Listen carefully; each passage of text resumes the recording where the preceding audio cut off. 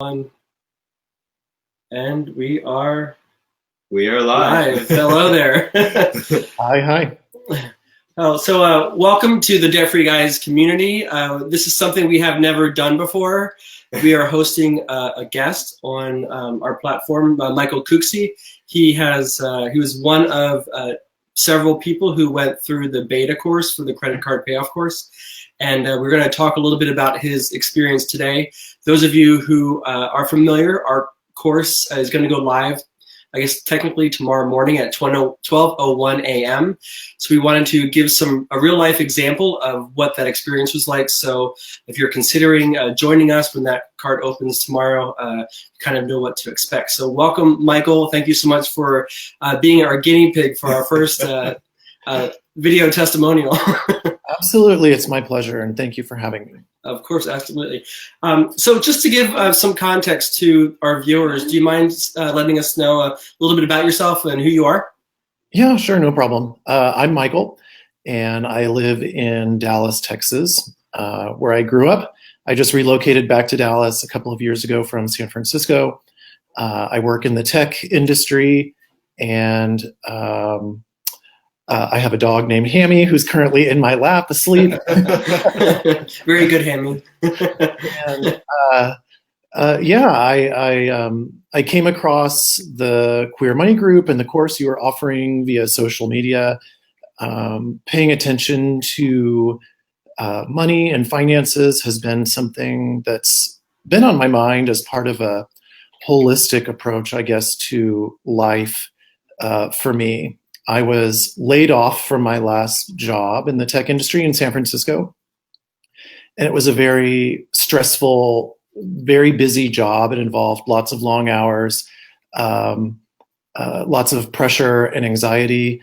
And I realized that during the time I spent in that job, and even the job previously, I had been ignoring a lot of aspects of myself and my own life that I needed to pay attention to. And so when the layoff happened, I used that as an opportunity to hit the reset button, I guess, on my life and pay more attention to my own stress levels and how I approach life, mindfulness. And when I started shining that light in different aspects of my life, obviously finances was one of those aspects.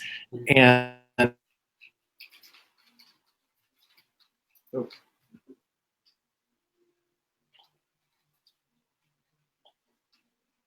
I think we lost you, Michael. Lost connection.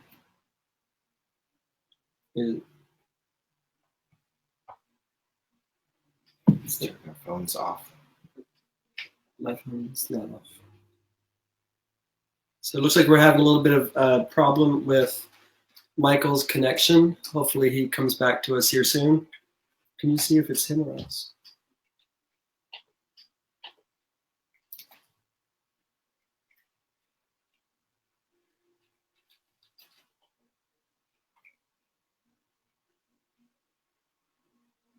Yeah, it looks like Michael's frozen, unfortunately. So Michael Cooksey was one of our students who went through the beta course for a beta version of the credit card payoff course. The official polished version is going live tonight, or I guess tomorrow morning, technically at 12:01 a.m. And we are excited and looking forward to helping more people, especially the LGBT community, pay off their credit card debt. We know that's the leading concern of many Americans. 50% of Americans, in fact, have credit card debt, and the LGBT community is struggling more with its credit card debt. We tend to have a lot more debt of all kinds, and the leading debt category for us is credit card debt. In fact, Mass Mutual just did a study recently that showed that while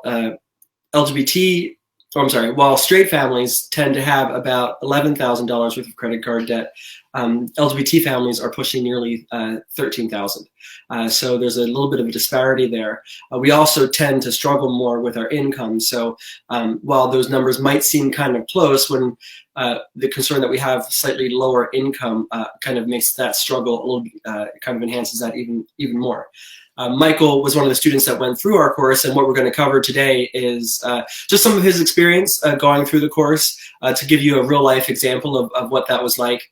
And hopefully he joins us here soon, because I think it's going to be a very poignant segment for us. I'm going to shoot him an email here real quick.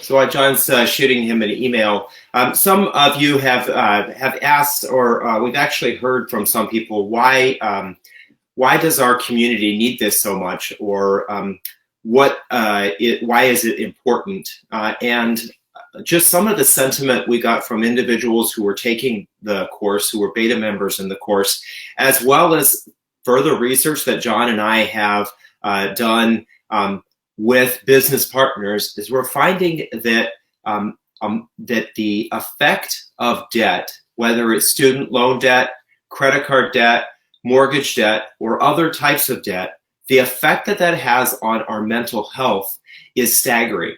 One of the things that's very interesting is that an individual who has committed suicide is 8 times more likely to have debt.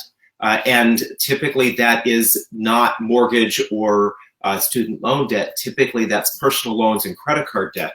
So it causes stress. And I think that probably many of you are aware of that, right? If you've had that, John and I definitely know that was the case from our back story. We were aware that our debt was piling up.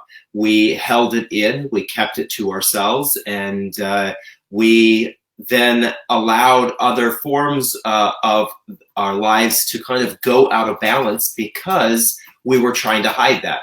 We would immerse ourselves in things that would make us feel good, whether that was dining out or shopping therapy, spending time with our friends, which oftentimes led to spending more money.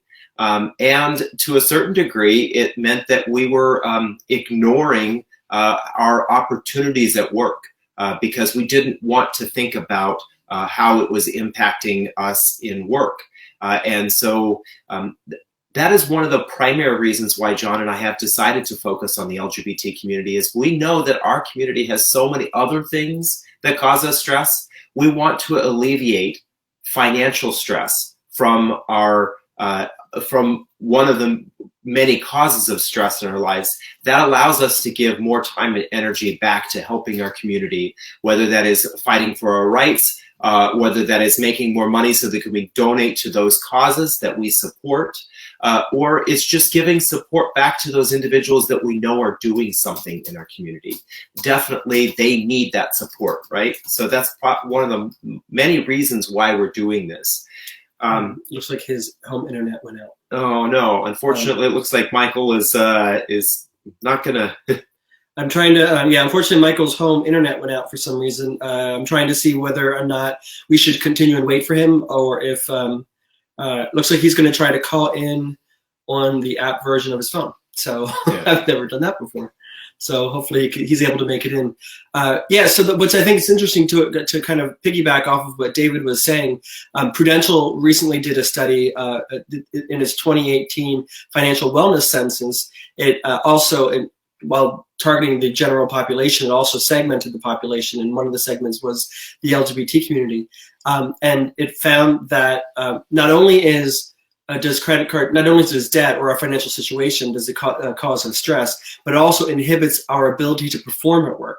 So we're not able to perform at our best at work, thereby exacerbating the problem of not having enough income, right? So we're already struggling because there's a sexual orientation and gender identity pay gap, just like there's a gender pay gap. But then if we are in a tough financial situation, we're also, that stress, we're taking that with us to work. And for whatever reason, it's not letting us perform at our best, so that we can't possibly earn more, get that promotion, ask for that raise, and then subsequently get them. So that kind of makes the problem even worse. So as David was saying, this is part of the reason why we want to help the LGBT community specifically with its financial situation, and specifically with credit card debt, because we know it is a leading cause of stress and concern in our community. So we're still waiting for Michael to dial in. It looks like we have Joel Robsky has joined us, and say hello to Joel Robsky. We appreciate having you. What should we do? Should we maybe try to reschedule? Or I don't have a laundry list. I don't have a laundry list of things to say. So just some additional context. So David and I have been working on the credit card payoff course for about 2 years now. It's compiled of a lot of the processes and tools that we went through to pay off our $51,000 in credit card debt. We put that into a course. And then when we compiled everything together, we hosted a beta course to walk other people through it to make sure that it wasn't just an anomaly that it helped us. We wanted to make sure it would actually help other people. So we had a group of about 12 people, mostly LGBT, combination of women and men, and a couple of couples, which is fun to see the dynamic between the couples and how it differed from those who were not in a relationship. And we were able to use their experience and their feedback to refine the message, to refine the processes, and make it what we think a really great course that will deliver on its promise to help you get out of credit card debt faster than you ever thought expected. And so we're super excited. We've been promoting this for, I don't know if you've been paying attention, but we've been promoting this for several months now on a couple of different platforms. And the course is going to become available for new members at 12:01 a.m. tomorrow morning. So when the clock strikes midnight, you want to on Eastern Coast time, you want to log in and make sure you're one of the first to buy. And part of the reason you want to do that is because we've made available for the first 100 people. They have you will get a free copy of our book for the 4 Principles of a Debt-Free Life delivered straight to your home. And then an exclusive offer for the first 50 people, you will get a 2-on-1 consultation with David and me to talk about your personal specific situation so we can customize and tailor any feedback specific for you. So you don't want to pass up on that. And David has crunched the numbers, as he always does, put this in his master Excel spreadsheet, and estimated that the combination of those two is worth about $275. So you're getting a very valuable free product, couple free perks with the course when you sign up. So yeah. Michael is responding to me. I'll let David take over. Yeah, one of the questions that that we'd like to maybe answer or talk about, one of the things that we have found in several of the groups that we're a part of, even in the Queer Money group, I don't know if you're a member of the Queer Money group, but we asked the question, why do you think it's common that our community has or is acquiring so much more debt? And one of the interesting things is a significant number of people said it was because they were single, that they weren't able to take advantage of the benefits of being with someone. And so I wanted to try to maybe dispel some of that, that you don't have to be with someone to focus on and take advantage of things that you can do to make yourself better financially. Simply by understanding what you spend on, you can get a grasp on where you think or where there are opportunities for you to maybe pull things back, focus on paying off your debt, and then being able to get ahead. One of the interesting things is John and I, even before we were together, we were starting to get out of control on our spending. As you may have heard our backstories, John's backstory, a lot of what he did, what he acquired his debt was because he was buying large purchase items. Snowboard. Oh, I think we got Michael back. Oh, it looks like Michael's back. Yay. Hey there. You're no fine. worries. Sorry about that. My internet just decided to crash in the middle of us speaking. So let me see if I can set this up in a way that so you can see me okay. Not a problem. We can see you fine. This is called Murphy's Law in action. Yes, exactly. Yeah, exactly. Cool. Well, we're glad to have you back. So let us know when you're ready and we'll continue. Yeah. I'm just going to continue on the train of thought I was just sharing, though, that some of us think that it's only when we can be with someone that we can get ahead financially. And as I mentioned, some of John's habits his habit of spending on big ticket items were some of the things that led him to acquiring so much debt. For me, it was that I had habits of going out to lunch every day, going out to breakfast every day. I wasn't thinking about how those small purchases were adding up and really digging me deeper and deeper and deeper into a hole. I got so used to swiping the credit card, and well, it started out with the debit card, but then it shifted over to the credit card because I had formulated this habit. And so if you think that you can't change or make progress financially because you're single, I want you to rethink that. You don't need to be with someone to actually make progress financially. Exactly. So welcome, Michael. We're glad to have you back. I'm sorry about the stress that may have caused. I know how it goes. A case of terrible timing. Yeah, totally. So you were going on a great, I don't say tangent, but you're giving us a great background on who you are. And one of the things I loved about what you were saying was not that you lost your job, but it sounds like you used that seemingly horrible experience and used it as an opportunity to turn things around. Exactly. Yeah, exactly. That's awesome. Yeah, I knew that job was not a good place to be long term. And I think that with regard to finances, that's one of those areas of our lives that we tend to neglect when we're in survival mode. You're just trying to get through the day. You're just trying to get through the week of this stressful job or a stressful situation. And so certain aspects of your life just fall by the wayside. And for me, it was finances, health, friendships, things like that.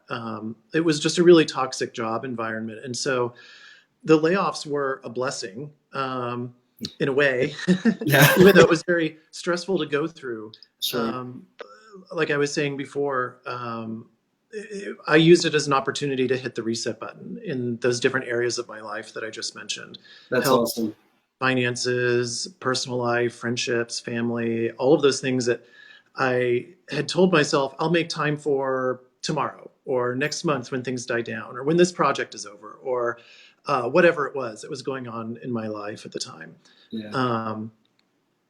So yeah, the class that I took and this whole journey has been a part of that holistic approach to looking how it all comes together for me in my life. That's awesome. So why did you choose to take the credit card payoff course, especially considering when you signed up, it was still in beta?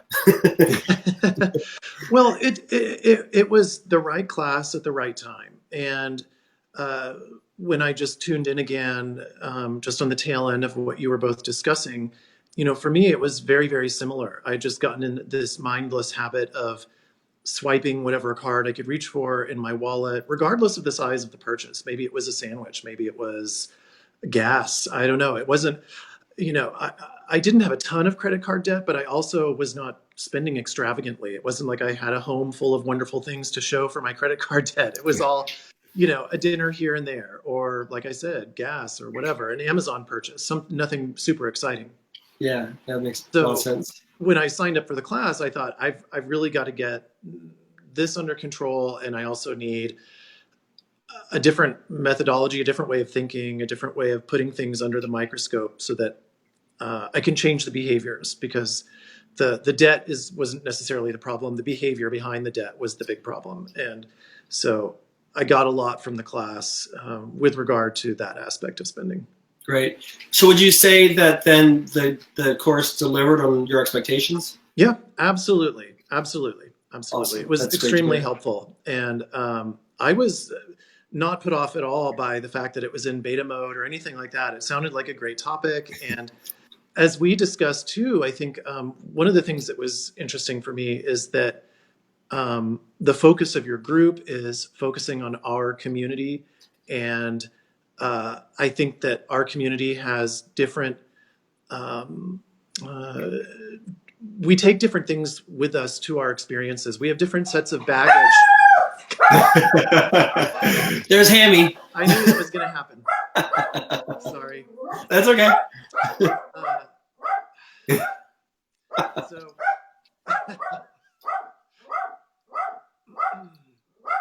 yeah, sorry. That's okay. So a lot of one of the questions we get a lot is this for real people? Have real people gone through this? And I think this exemplifies that you're a real person. Exactly. I think Hammy wants to be on camera. Oh, hi, Hammy. I think that's what that was about. Stop it. Is Hammy a Jack Russell? Yeah, he's a rat terrier. Oh, Oh, good. yes. Stop. Hey, one of the things that ended up on my credit card too were vet bills and things like that. So a good thing that Hammy is making an appearance here. Yeah. But like I was saying before, one of the main draws for me with the class and your group, the Facebook group, is that it's for our community. It's designed with us in mind. We have oftentimes different life circumstances. Yeah. And so a lot of the traditional pieces of financial advice you see out there aren't necessarily designed with us in mind. They're designed for other people at different stages in their life who've had different experiences. So that was a real draw for me. So even though the class was in beta, I was still extremely happy to take part. And when I joined that first Facebook Live we had with the other participants, it was really clear that everybody was thinking along the same terms. Yeah. That our community is different and we have different needs. That's awesome. Thank you. What would you say was the biggest eye-opener having gone through the course? The biggest eye-opener for me was looking at the different areas where I spend. And like I was saying before, the ways in which I was using my card were not necessarily intentional. I wasn't approaching my spending with a mindful mindset of financial health. And so looking at the different areas where I was actually spending money was eye-opening. And I was thinking, why did I put that on my card? Why am I paying interest on a very small purchase that I could have just used my debit card for? So things like that were...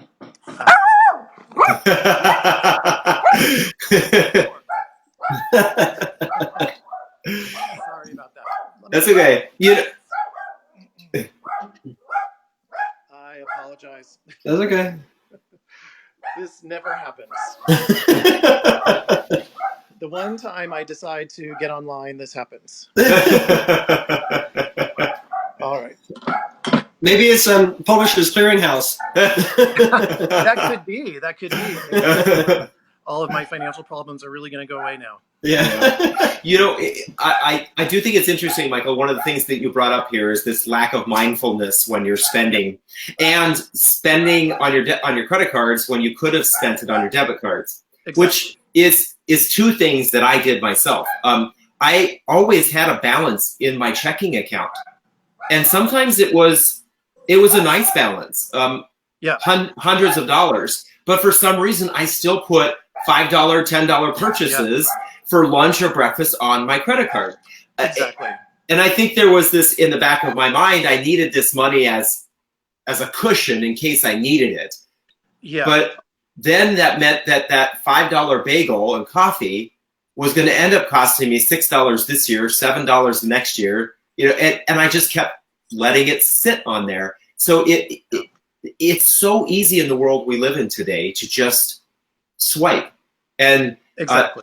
The truth is that most of us, when we use a debit card or a credit card, we typically spend anywhere from about 12 to 18% more than what we would if we had just used cash. Yeah, absolutely. And I can't imagine that 18% and is probably more aligned with credit cards than it is debit cards, because we oftentimes have a much larger balance available to us on our credit cards than we do our debit cards. And that's how they get maxed out, right? Exactly. And I think a lot of it for me too was, when you're in a stressful job like I was, and things are moving really quickly, and the days and weeks are sort of running together, there's a certain aspect of avoidance. The entire time I was spending on my credit card, I had savings. I had, it wasn't like I was in a financially desperate situation. I just wasn't paying attention. So going through the class and looking at where I'm spending money, what those interest rates are, was something I was already slightly tuned into, but the class really confirmed what I was thinking. my worst suspicions about my own behavior and past spending.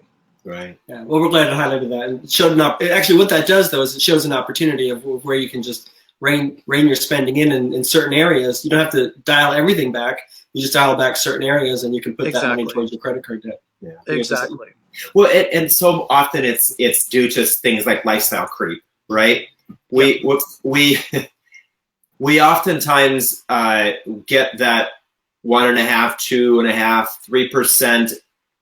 2.5%, 3% merit increase on our paycheck, and mentally we think to ourselves, okay, well that's an extra 150, let's just say $150 a month, and we just say to ourselves, oh, I got an extra $150 a month to spend. Yeah. But we forget that taxes are taken out of that right. Health insurance comes out of that retirement money comes out of that. So when it really boils down to it, we actually probably only ended up getting like maybe $100, but now we're spending an extra $150. Yeah. Exactly. Yeah. And I think it doesn't necessarily take a huge amount of effort. I think a lot of people think finances are scary, and going through a situation in which you have to evaluate your own behaviors and things like that.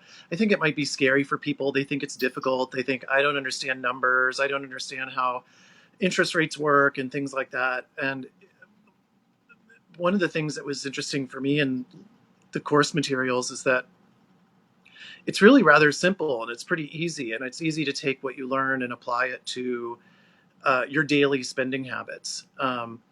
I'm much more mindful now about when I take a card out, which one I'm using, what I'm using it for, whether or not it's within the budget I've set forth for whatever that item is. And I gave an example actually recently to John. One of the things that changed after taking the course for me, and it was really automatic, I didn't even have to think about it, is we had a contest at work, and I participated in this contest, and I ended up winning a Visa gift card, and it was a sizable gift card. And the first thing I thought was, oh, now I don't have to spend my own money on Christmas. This will help my budget. Whereas, an old way of thinking might have been, oh, what can I buy for myself? Absolutely. With this, but not be mindful about it or not use it in a strategic way. Yeah. And so I think for anyone taking the class, it's really more about the strategies and looking at things mindfully and holistically and how it fits into your life. Yeah, that mind shift, just being what we call money conscious, is a huge benefit to improving your finances. And that's just being aware. It's not actually doing a whole lot more than that, than just being aware. Exactly. Yep, that's a huge part of it. So one of the comments, pushbacks we've received from some people is that they think that this should be free for whatever reason. Did you see value in paying for a course that helps you get out of credit card debt? Absolutely, 100%. I don't think anyone should have any reservations about paying for a course that's an investment in your future, especially a course about credit card debt. I would imagine that anyone who has any sort of reticence about paying for a course has spent money on things that were probably not an investment in their future. So, this is, like we were saying before, it's a shift in mindset and how you think about the power of your own money. I think if it's something that's an investment in your future, whether it's finances, whether it's a professional development class, it's absolutely worth the investment, 100%. Awesome. We couldn't ask for a better response, and we didn't train him to say that. This is our first discussion with these actual questions. So, Dave and I are super. We really appreciate you joining us and doing this. It takes a lot of courage to come and kind of expose yourself this way, especially to a lot of people you don't know. So we want to thank you for that. In wrapping up, what would be your response to those who aren't sure if the credit card payoff course is a solution for them, or that it might be too expensive? I think like a lot of things in life, you go into it with the mindset of, I'm going to take what works for me and apply that to my life. And if there's some aspect of the course that I feel doesn't fit for me, then I don't necessarily have to integrate that into my life. I think that's the healthiest approach. But you really, taking a class like this is a lot like um, paying for a medical expense. You wouldn't say, for example, I need new glasses, but I don't feel like I should have to pay for those glasses, even though I need that to function in a healthy way in my life. This is a very similar thing. This is an investment in your future, in your own personal financial health, which impacts your physical health, which also Yeah. impacts your mental health, which also impacts the health of your relationships with other people and your community. So it's not just about one isolated aspect of your life. This is an area of everyone's life that impacts everything else. It's a piece of that chain. So I don't think anyone should have any reluctance at all to take part in the class. Both of you could not be more friendly or open or Thank you. helpful and approachable. Who's nicer, me or David? I'm kidding. You don't have to answer Both that. equally. We all know. So, there's nothing. I agree. When you sign up for a class like this, it could be a little bit scary, but both of you made it so easy, and so you made it very clear that this is a judgment-free zone. Probably before the class, I would not have participated in a Facebook Live type of thing about my finances, but there's really there's no shame in that. It's something that everybody deals with, regardless of your income level. Everyone has aspects of their financial lives that they can improve upon.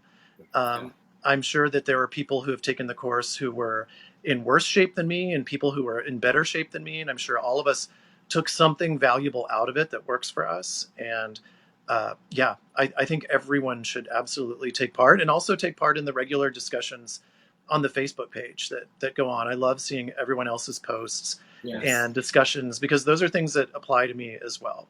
Absolutely. Well, again, thank you so much for having the courage to be not only to step out of your comfort zone, but to be the first one to do this. No one's done this for us yet. So we really appreciate it. My pleasure. And sorry about the technical difficulties and not at all. barking and doorbells. It makes it very real. And for those of you who have watched this and you joined the credit card payoff course, you'll be able to talk to Michael one-on-one in the credit card payoff course Facebook group. That's closed to everybody except for those who subscribe. So hopefully we'll see you there. And thanks again, Michael. And thanks, Hammy, for making a cameo. Thank you both. Thank you for everything you're doing. And thank you for offering these courses and administering the Facebook group. It's a great thing you guys are doing. Absolutely. Thank you. And we'll definitely be in touch. Thank you so much. Sounds good. Thank you. Bye-bye. Good night. Bye. Cool.